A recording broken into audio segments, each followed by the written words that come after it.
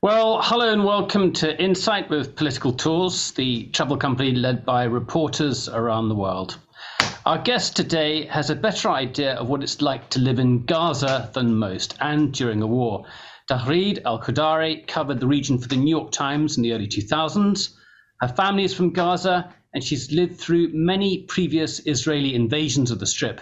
She's with us now to talk about the conflict, how it's been reported, how we got here, and her fears and hopes for the future. Hello and welcome, Taghreed. Thank you, Nicholas. Thank you so much for... I should say you live in Amsterdam now. When did you leave Gaza? When did you move away from Gaza? 11 years ago. Yeah. Yeah, but obviously have you been able to go back at all during that time? Like I did once, and then I went to the West Bank, and I tried last summer to go. But the Israelis, though I have a Dutch passport, the Israelis dealt with me as someone from Gaza under blockade. Therefore, they said it's not allowed that you cross. You have to apply for an Israeli permit as the people of Gaza living under the blockade. Even with a Dutch passport, a European passport, they won't let you in unless you have the Israeli magical permit. So who do you have in Gaza, and what do you know about them? What's the situation? I have my mother. I have my sisters. I have my nephews, my nieces. And they are now, for the first time in their life, because we are from the, more like 75% of the population of the Gaza Strip, they are refugees, and the rest are the citizens, the original citizens of Gaza. And my family is among, and this is the first time. So for many, for 75% of the population in Gaza, this is their second Nakba.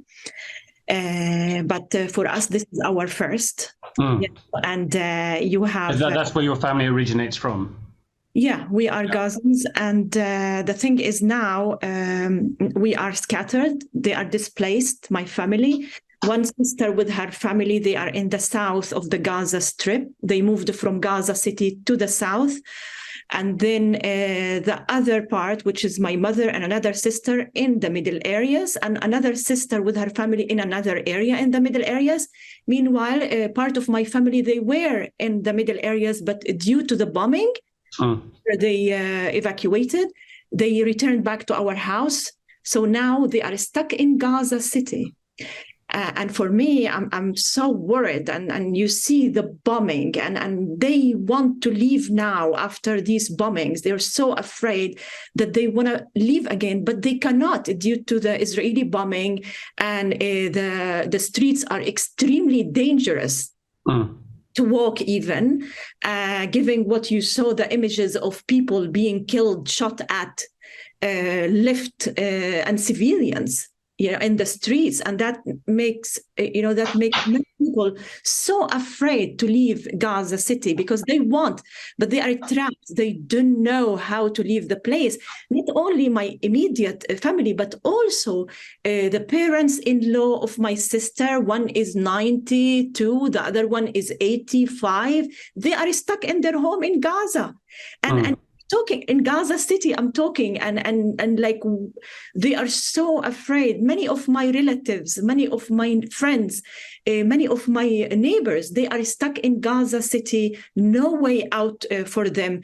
And for me, just to watch the bombing live on Al Jazeera, and I'm like, oh my God, when they are there, it's like, it feels horrible watching it from Amsterdam and hearing the effect of it, like the sound of it.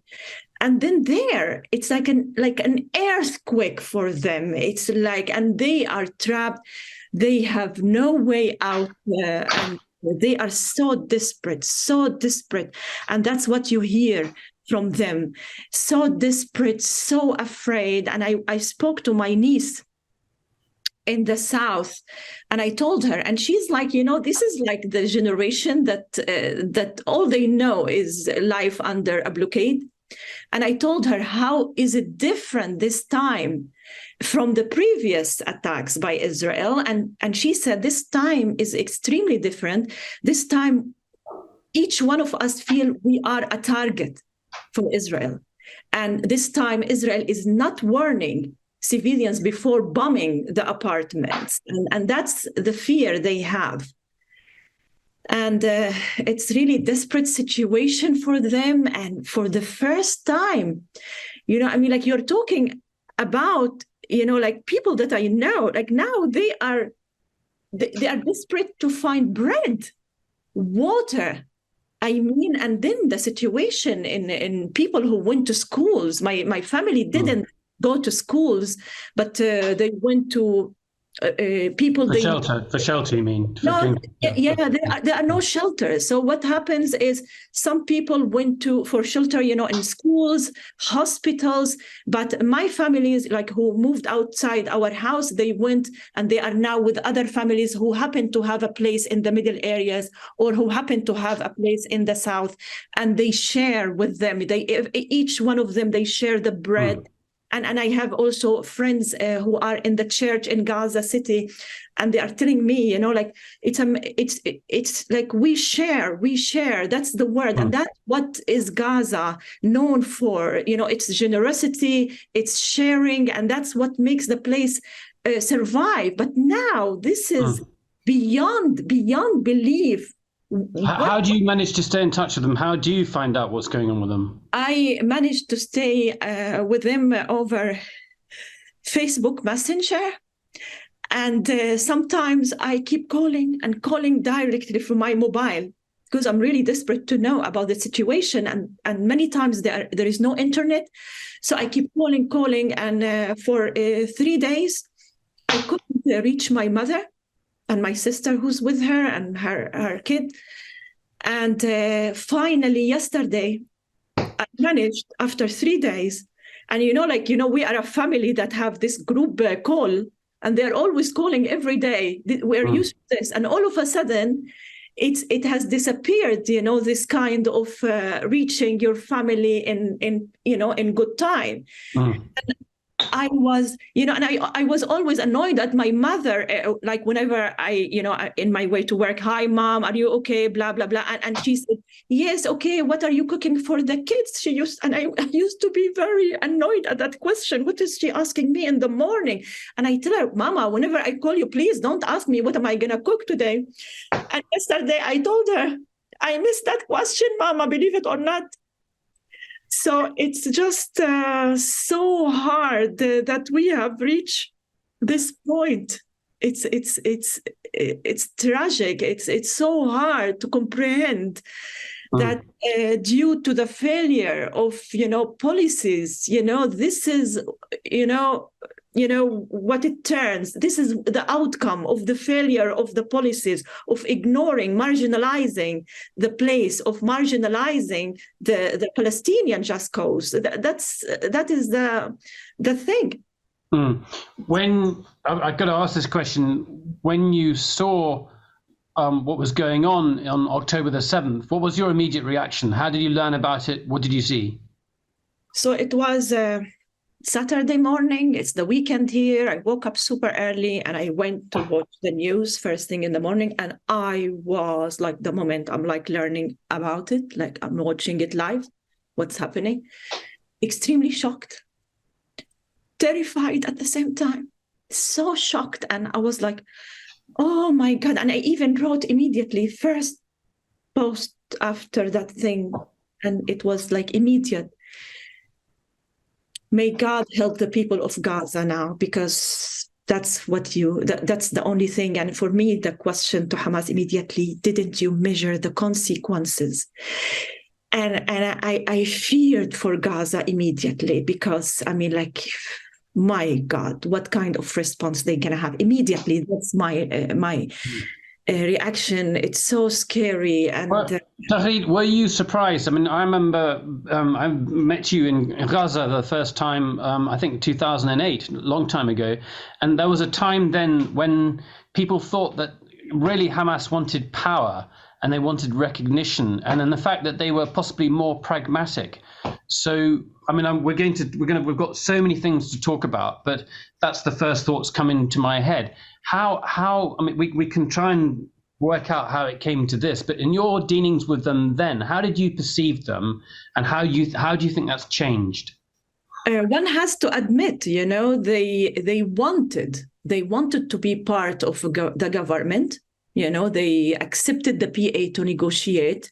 They spoke about 67 border with a truce, like 100 years of a truce, and they won the elections. And then the response by the US, no dealing with them, just marginalize them, and then the thing is, the PA followed the American and the EU policies when it comes to that. Okay, so in your, I mean, I remember meeting people from Hamas too. I mean, they were very conservative. I mean, and very restrictive. And if you were a young woman, if you wanted to be liberal in Gaza, there wasn't any space for that, was there? I mean, listen, there is a difference. For me, I even covered the civil war. And what did I see at that time? For me, I used to just say what happened. Just spell it out. The civil war, 2006. First of all, there are elections, the West Bank and Gaza. Hamas wins the elections, but the PA, is essentially Fatah, doesn't recognize Hamas's victory, and there is civil war more or less in the West Bank with Fatah, and basically Fatah crushes Hamas in the West Bank. What happens in Gaza? What happened in Gaza is, as I said, the international community didn't want to accept the result of the elections. And so is the PA, and they marginalized them, and they felt they are marginalized. And there is like a kind of how to tackle Hamas, how to end them in Gaza.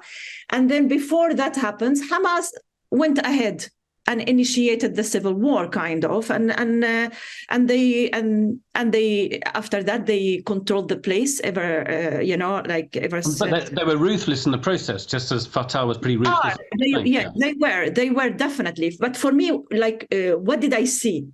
For this first time, because Hamas was underground, these Qassam members, and for me, what I saw, all of a sudden, these people who were underground were because they feared PA at that time, the preventive security. For the first time, they see someone like me without the veil interviewing their political leaders, and their political leaders were pragmatic when it comes to accepting people without the veil. They understand if you want to be in government, you have to accept all the diversity of the society. So you had that. But for the Qassam, they were shocked because they were underground, and all of a sudden, no, that's not accepted by us. But I have to say, gradually, they managed to accept the diversity within that community of Gaza, whether you are veiled, not veiled, whether you are Christian, Muslim, they really, if you are, whatever, they accepted it. So there was a time in which, Hamas showed that they are willing to be engaged in governance. They were willing to be part, of talking to the West, and we saw that they were very interested, and there were many channels, that in which they made that approach very clear, but they were never accepted, and how did they do it? The West, together with Israel, with the PA, kind of imposed that blockade. And that is the situation now, and that is the outcome of the blockade. So if you, I want to sort of stick with the idea of Hamas. So did you think that perception of Hamas changed? Did you think people thought they could contain Hamas? What was how did you perceive Hamas more recently? I mean, the fact that this seemed to, I think it's fair to say most people thought that the current situation was unsustainable in the West Bank and Gaza, and that there was highly likely the situation was going to get more violent. And there was talk about other third intifada, talk of something happening, but nobody quite expected this to happen. And I guess I'm trying to ask is, did you see in any way Hamas resorting to this kind of measures again? Could you see any sign of it? One could see that there is something coming, and we warned, the international community, there will be an explosion if you continue the status quo. It's not, something will happen. But I could never imagine that they will go that far. No, I was like, what's happening? And definitely, I think not all Hamas agreed on that. One can see it. They're a kind who controlled that, who made that decision is something to look at within Hamas. And I think many within Hamas were very surprised, especially from the political leadership, definitely. So, yeah, it went too far. And I have no idea how they calculated it, knowing the response by Israel, and especially with a government that is seeking to, all the time to do something with the demographic factor. I mean, this is something they, dream of, get rid of the 2 million of Gaza. This is and that's what explains when the focus was the first week of the war, how to get them out to Egypt. Taghreed, I got to pick you up on a point. You said they went too far, and when you choose those words, implicit in that is some kind of legitimacy. So, in other words, that as an armed movement, perhaps I'm trying to figure out what you mean. What do you mean by going too far? Do you suggest that they have a legitimacy to do something? What was legitimate?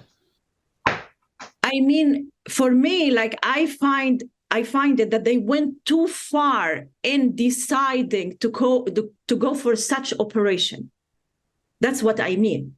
And I mean, listen, when I saw them kind of attacking air checkpoints, something that you will never approach, you will be killed if you don't have the Israeli permit. I mean, that they dare to do that, it's like, if you talk about it's brilliant. If you think about how they did it, it's brilliant. It's sophisticated. We all agree with that. But the thing is, how did they manage to do it? That is something we need to really investigate. And I think I hope they will come out with. They will tell us at some point how did they manage to do it. But the thing is, that is to go ahead. And I have to say, I think for Qassam, we know their style. All they want is to kidnap Israeli soldiers. What happened is many very poor people at the border who live close to the border went in, because you talk about many hours of... Yeah, but I mean, Taghreed, to be very clear, the Qassam brigades, Hamas members went in, killed civilians, they wiped out families, they killed babies, they raped people. I mean, this was... Rape, I don't know who raped. I do not...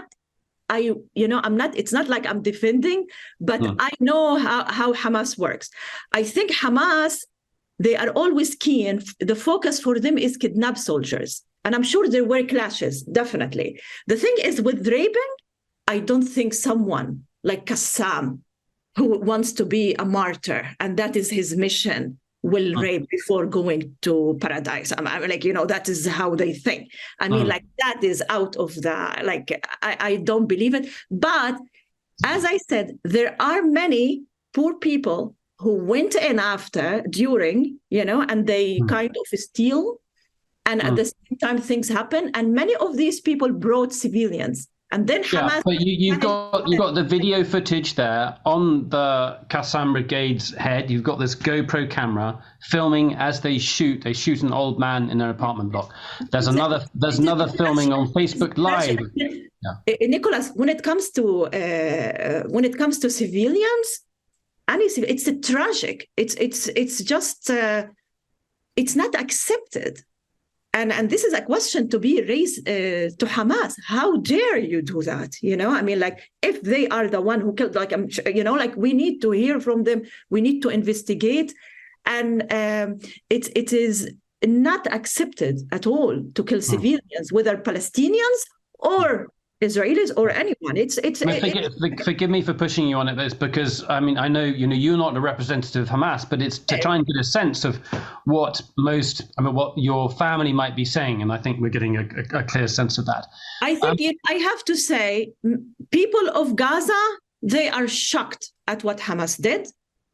People of Gaza are so mad that this is the aftermath of their operation, definitely. And I mean, like, this is tragic that we reach this point. I mean, you know, like the images that are. Would you make a distinction between people who live in Jabalia, who are poorer, who might say, like, Hamas struck a blow at Israel, you know, therefore they're heroes in our eyes, come what may? Would you make a distinction? Listen, I'm sure there are people still in support of, you know, like, the thing is, what we have to notice, the first week, everybody, like, when this happened, Gazans were afraid. What have you done, Hamas? That is really like the reaction. And of course, it was like a mixed feeling. Oh my God, like kind of admiration by some people, like, how, wow, this is sophisticated. How, I mean, like, living under the blockade and managed to do this. But there are those who said, what the hell? This is hell for us that you are causing. So it's and we cannot say many poor people. It's like, you know, like the majority of Gaza, they are against this because they will never accept what is happening to them now. You know, they paid the heavy price. They paid a heavy price. You're talking about wiping out their families, houses, loved ones. I mean, like, is that the price? Of course, you know, there are things like you revive the Palestinian cause, but the expense, I mean, the price that the Gazans, you know, the Palestinians living in Gaza are paying is beyond belief. It's too much. It's about their lives. It's about like wiping out families. That's what we are talking about. I mean, I am not, you know, listen. So Hamas did this. But who is Hamas? Gaza is not Hamas, Nicholas. Gaza is not Hamas. And we have to be blunt, you know. Gaza is not Hamas. What is Hamas? Maximum 25% of vote, 25, of support. That's it. But you make the people pay the price, everybody to pay the price for this. And it's so sickening when people, they voted for Hamas. My God. This is awful to hear. 2006, you make them pay the price now for something they did in 2006 for a vote? I mean, it's a political party. There was a program in 2006. They voted giving the failure of another party, like every country. But you cannot make people pay the price for that choice. And in 2006. Over 10,000 people have died. But even those figures are sometimes disputed. You hear Joe Biden earlier playing those figures down. So the key question I have is, how do you assess the West's reaction to it? How do you assess the West reporting of it? And especially if you compare that to other conflicts. It's racist, I would say, the way they view the situation in Gaza. I mean, like, compare it to Ukraine. Self-determination, ending occupation, democracy, sovereignty for the Ukrainians. And for the Palestinians, they don't use these words. That's really racist, I find. That's so unjust, and it's not accepted. And listen to this. I mean, like, we have to be honest. I think, for me, the international mainstream media, they have a duty. Before going to that, I mean, the international, like, let us say, the U.S. and some of its allies, they supported during immediately after the attacks, October 7. Immediately, what was their reaction? Go Israel, defend yourself without mentioning, but with consideration to international law. No, nothing. No violation to human rights, or like respect, the law of, war. I mean, nothing. They mentioned nothing. So they gave the green light for Israel to kill, to revenge, do whatever. When it comes to the civilians of Gaza, nothing, no red line were given. Recently, we are hearing this. And that is shameful, disgraceful. And this is like, these are countries that promote democracy and freedom of expression. And you are telling the world no to international law. That is it. No respect to international law. When it comes to Israel, Israel is above the law. And international law, it's for the weak. Get a life with it. That is the lesson learned from the reaction of the U.S. and its allies, including England, and you name it. That was really very, very hard to take. The other point, I want to talk about the international mainstream media. Where are they? They are covering the Gaza from Jerusalem and Tel Aviv.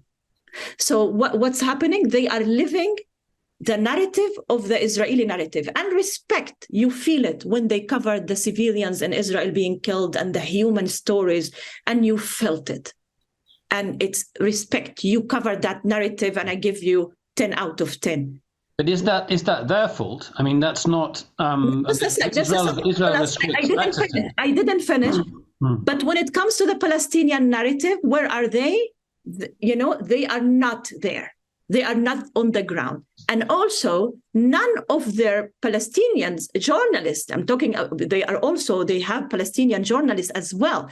But where are their Palestinian journalists? They are in the south of the Gaza Strip, because they were so afraid, which is understood. They want to protect their family members, themselves. So they went to the south of the Gaza Strip. Now, Gaza City is left alone, and the only channel that is covering it is Al Jazeera correspondent for the Arabic is Wael al-Dahdouh. But also, what are they relying on? They are relying on images by their cameramen and the Palestinian cameramen and the photographers from, the agencies, the news agencies. But Taghreed, isn't that normal when you have a situation so incredibly dangerous? Often it is the photographers and the cameramen who are in the thick of it. And quite often, sometimes the reporters don't get access to it too. Yeah, but my point here, for all these big stars like Amanpour, Liz Doucet and Jeremy Bowen, why couldn't they say to Israel, but we can go to the south of the Gaza Strip? It's a safe place to go. That's what you're saying. Why couldn't they go there from the Egyptian side? Why couldn't they boycott, for example, interviewing Israeli officials? Because at the end of the day, you have one narrative, the Israeli narrative. You are living it, you are feeling it, you are covering it. But when it comes to Gaza, they are reporting it as a news item. And that is, so it's not fair. You are not getting what's happening. It's genocide you are talking about. And it's not covered, as a human story. It's covered as a news item. It's covered as, we're talking about 10,000s of people are killed, among them more than 4,000 children, like numbers. But just a statistic. The context, and also the context is completely missing. And how come, we are accepting this? If you've got questions, please, everyone, do start putting them in the Q&A box, so you can put your own questions to Taghreed yourselves.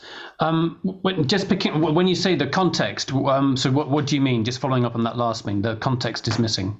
The context, history hasn't started, didn't start in October 7th.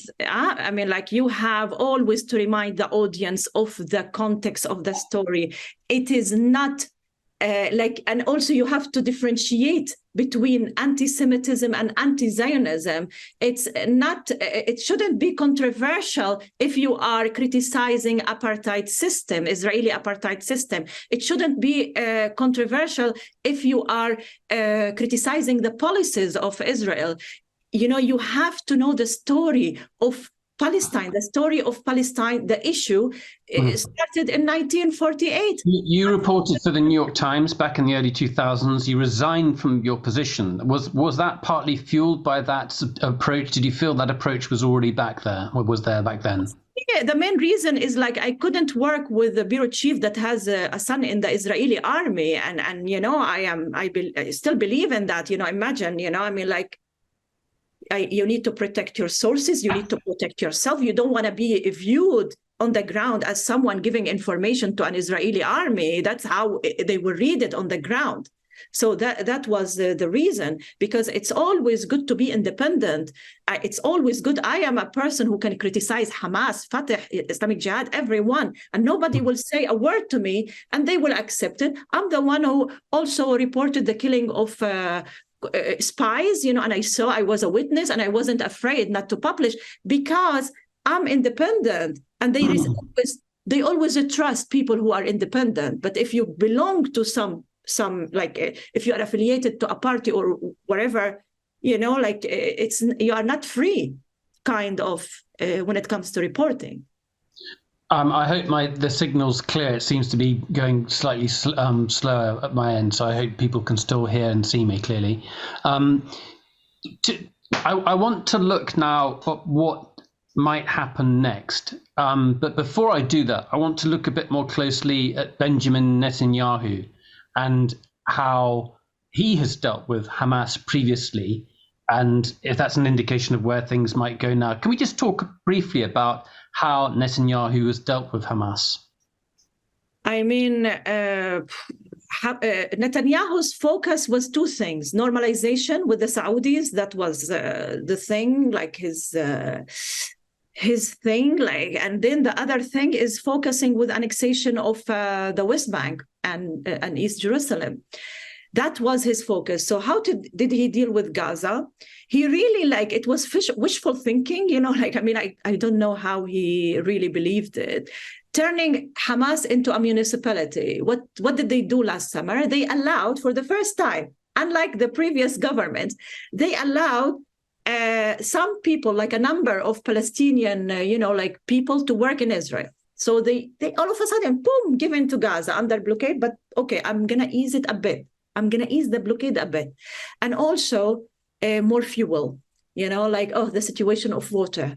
So because they control everything, it's really like direct occupation when they say, we withdraw unilaterally from Gaza, but you are controlling the place. So, but they ease a bit of that blockade.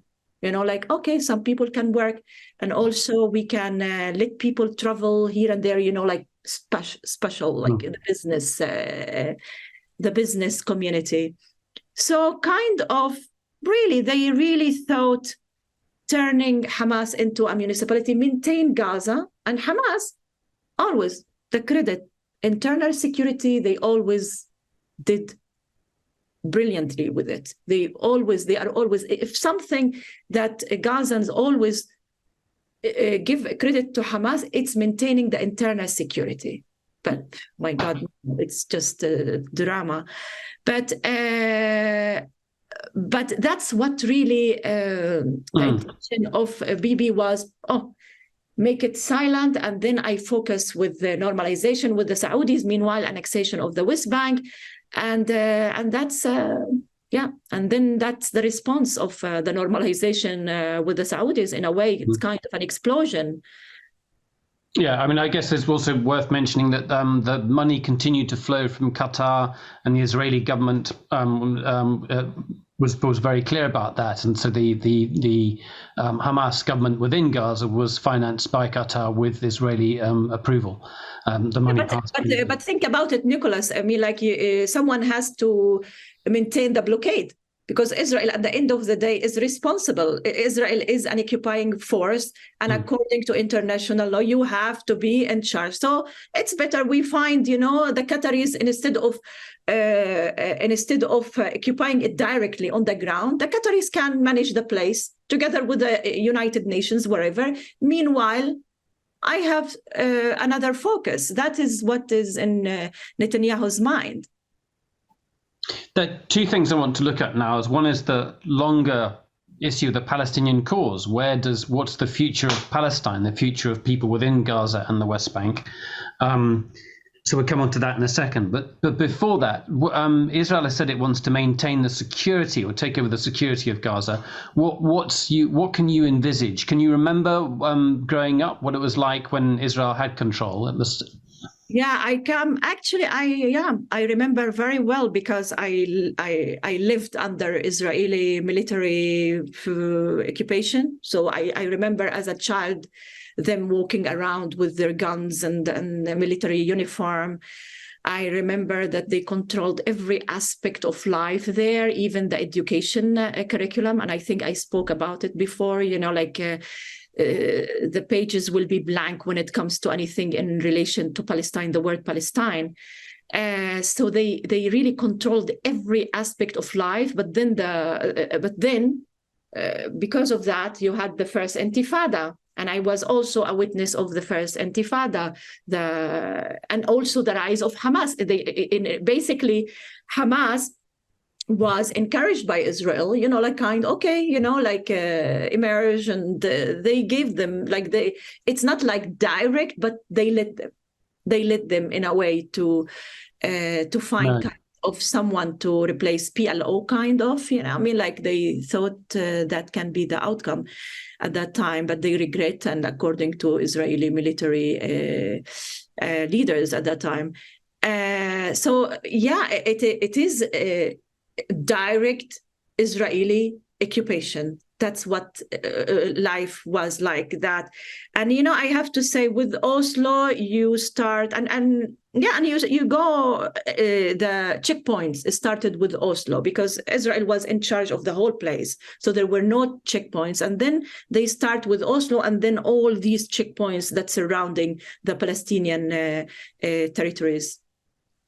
So basically it's something imaginable. You can see it happening again. The Israelis are capable of doing it.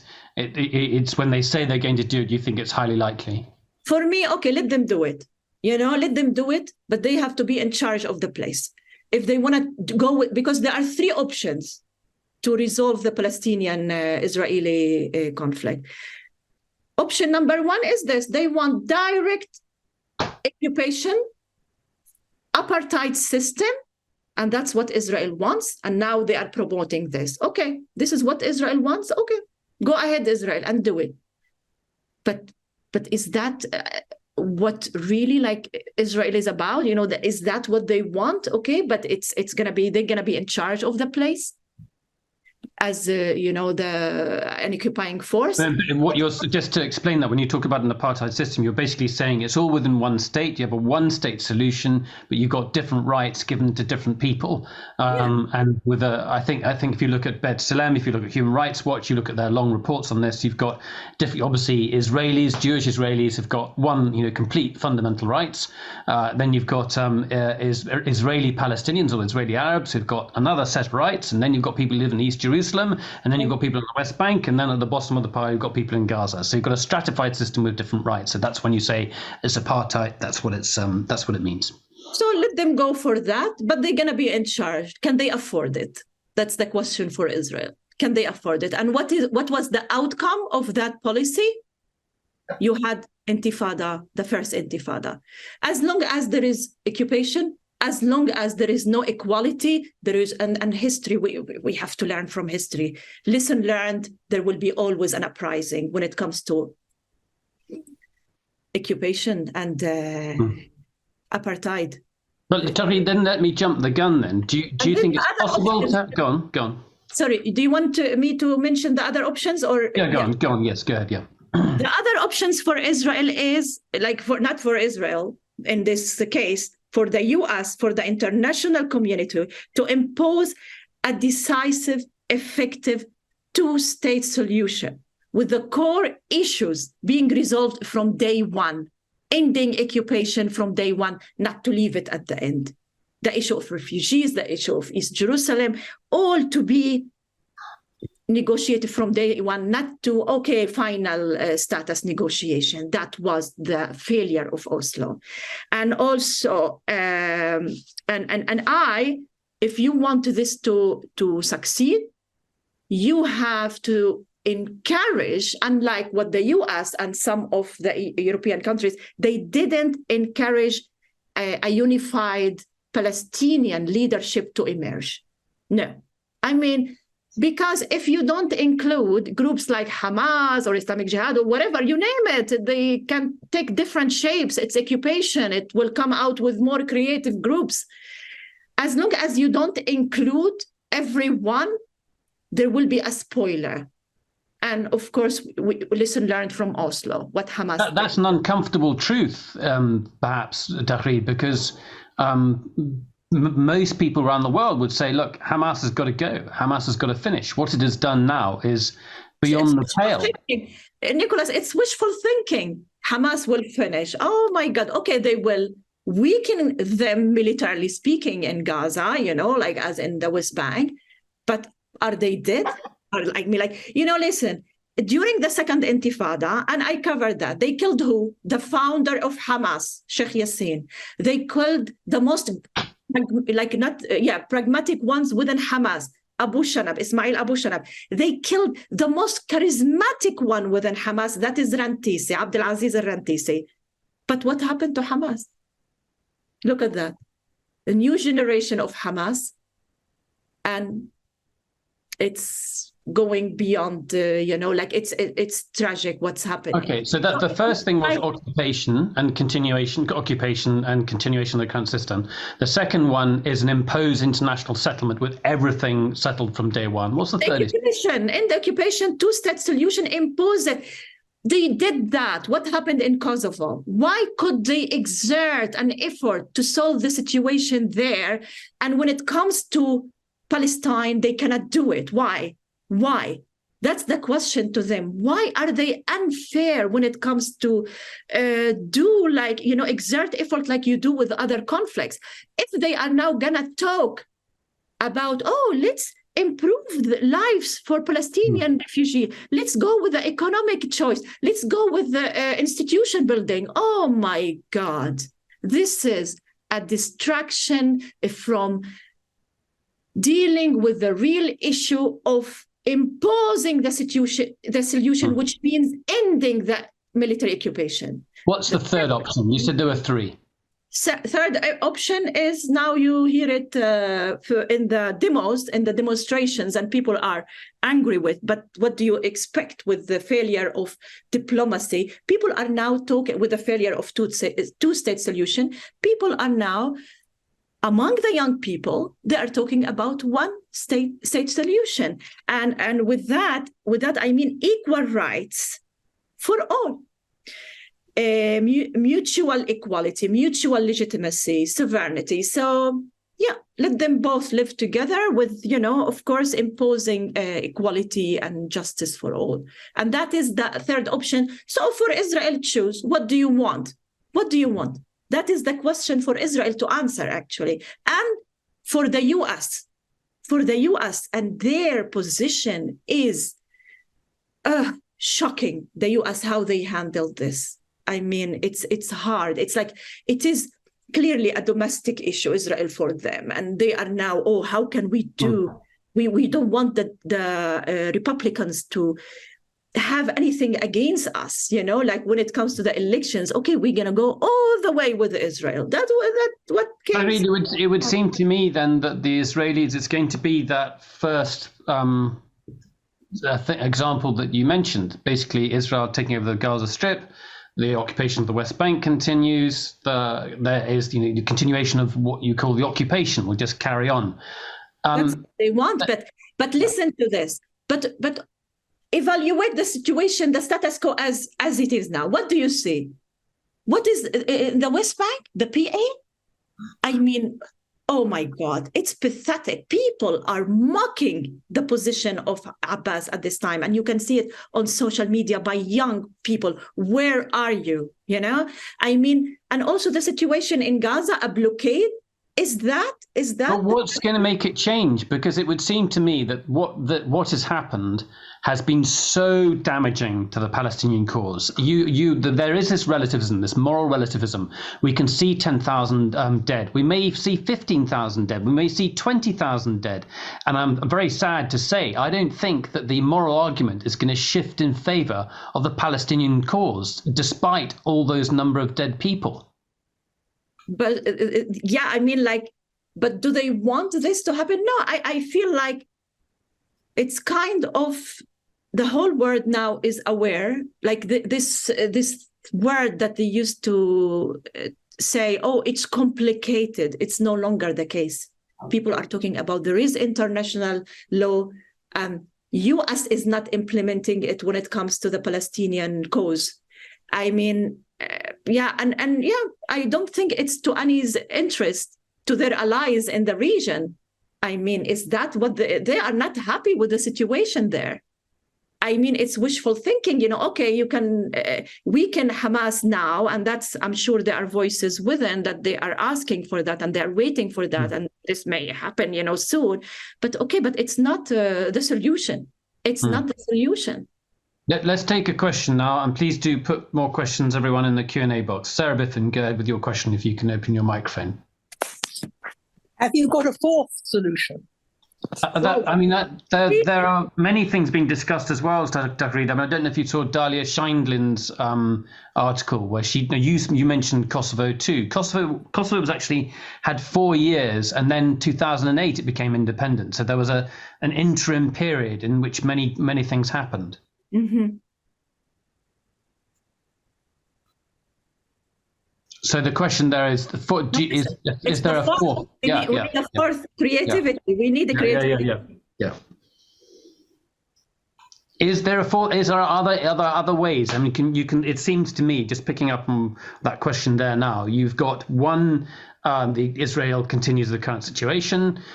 Two-state solution imposed. I'm losing track of my own thoughts now.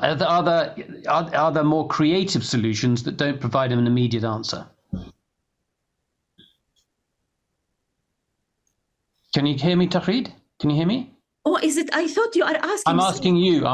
You know, someone among the people. No, I'm asking you. I'm asking you.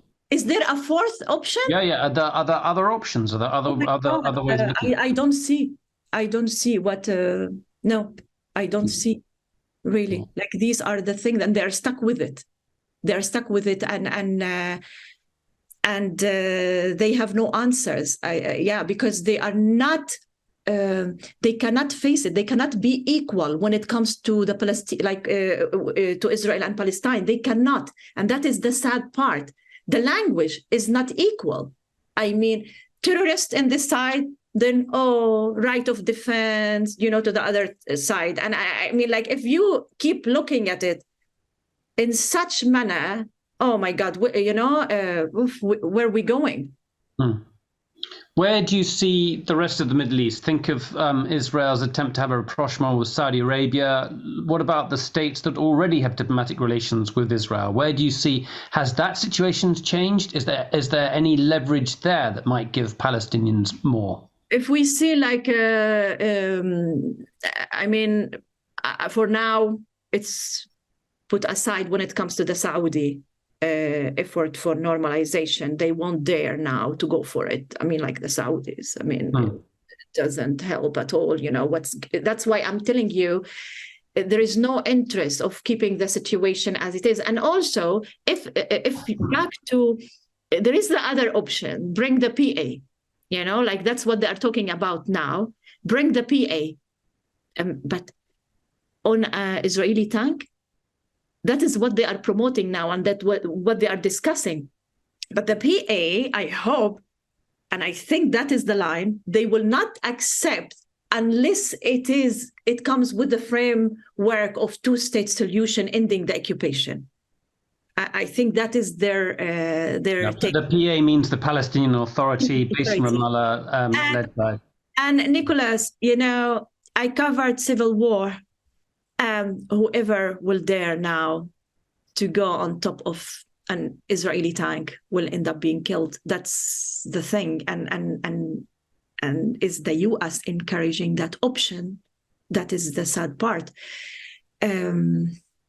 Yeah. Okay, let's bring in another question. Alan McCormick is in Perth, I think. Alan, go ahead, Alan. If you open your microphone, there we go. Yeah. Thank you, Nicholas. This is a terrible subject to be talking about, but what I'm interested in is the prospect of some wider Muslim state conflict, and most specifically, I guess Hezbollah has to be the focus. If that happens, what is the outcome prospect for not only Gaza, but for the wider world community, Muslim versus Christian, and so on? Just some comments, please. Thank you. Alan, this is a political issue. It has nothing to do with religion, first of all.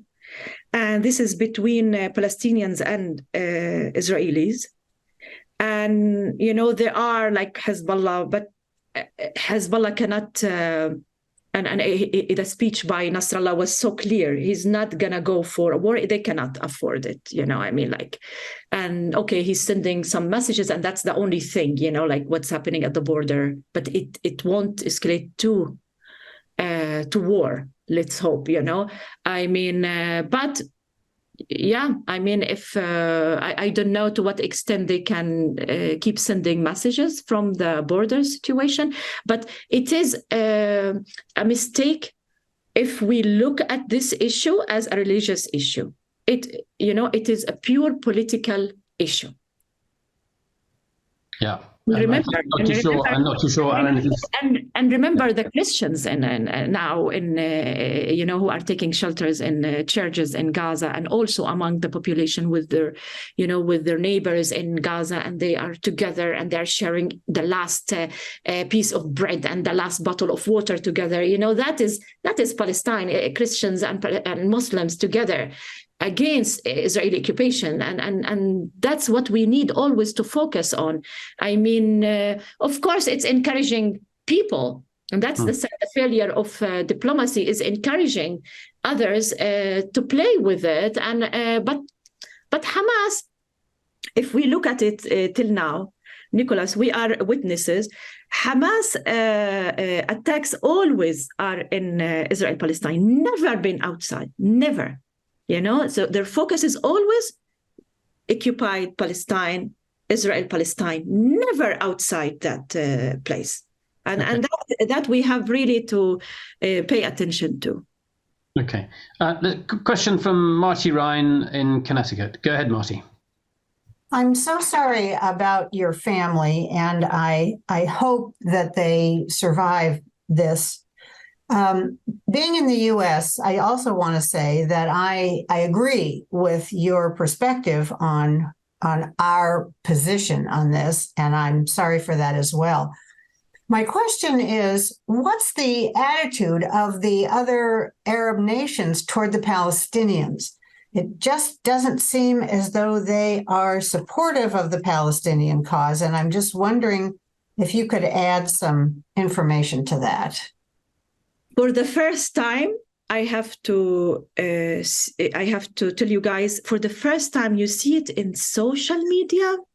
All the Arabs are with the Palestinians, unlike the others attacks. It was like, like not too much interested.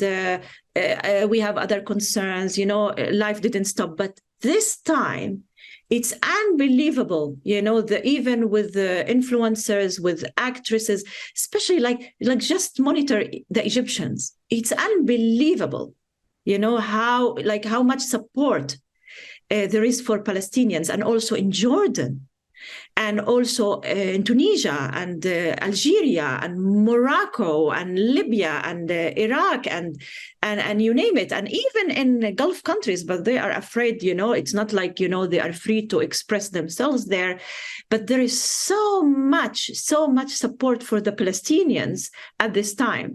I mean, it So was.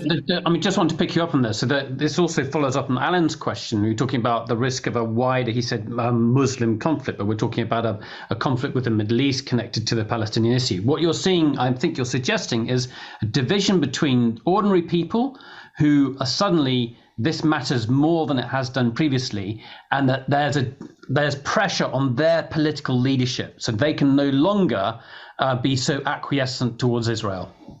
Yeah, I agree. And I mean, that's why there is kind of a pressure from the US on Israel. What is the strategy? We don't want to risk that our allies will be affected here, the Arab regimes.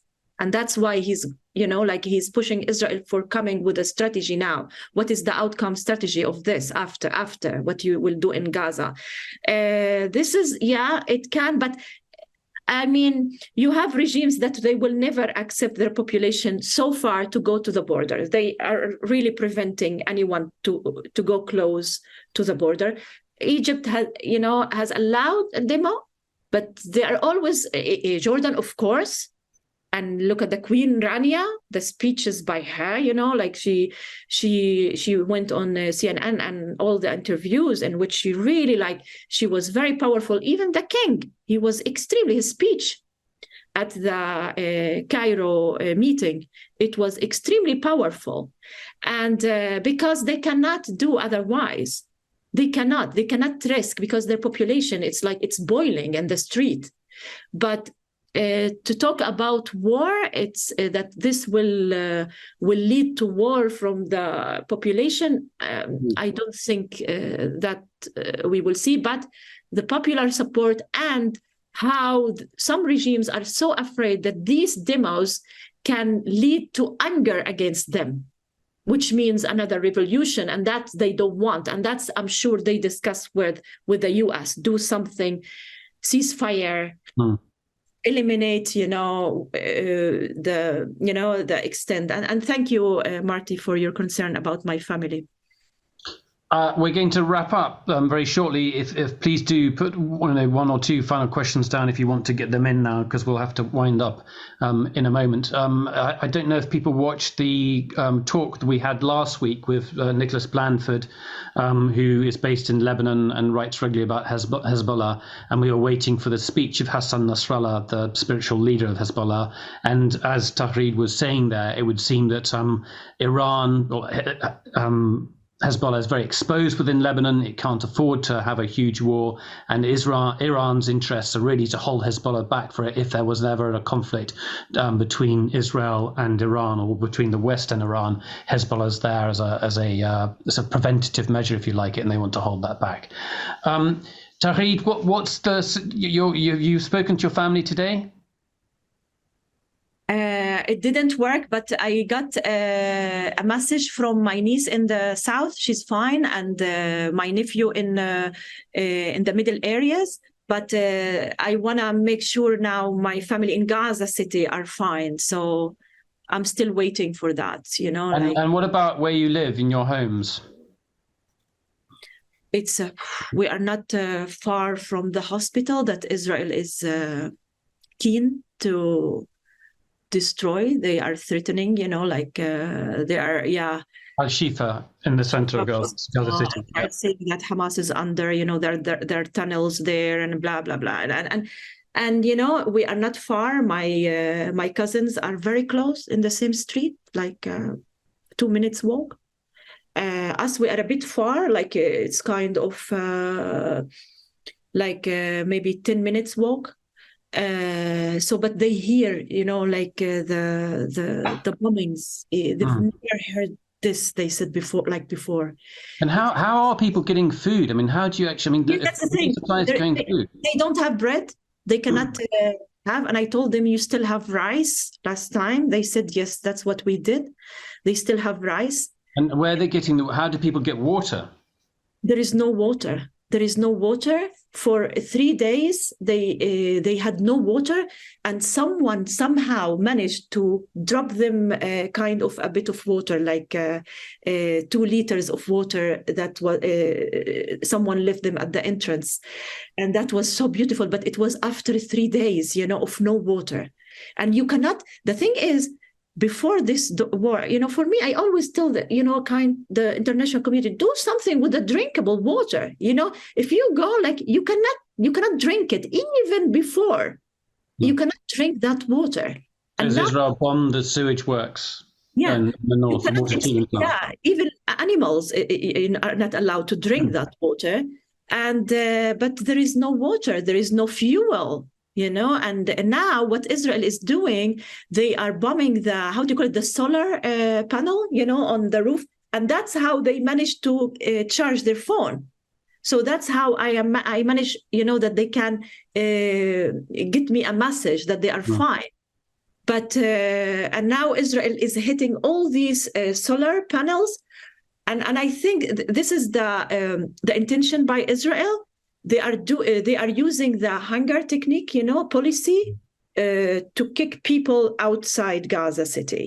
But they are desperate to leave now, but they're afraid. They don't trust the Israeli tanks that are now, in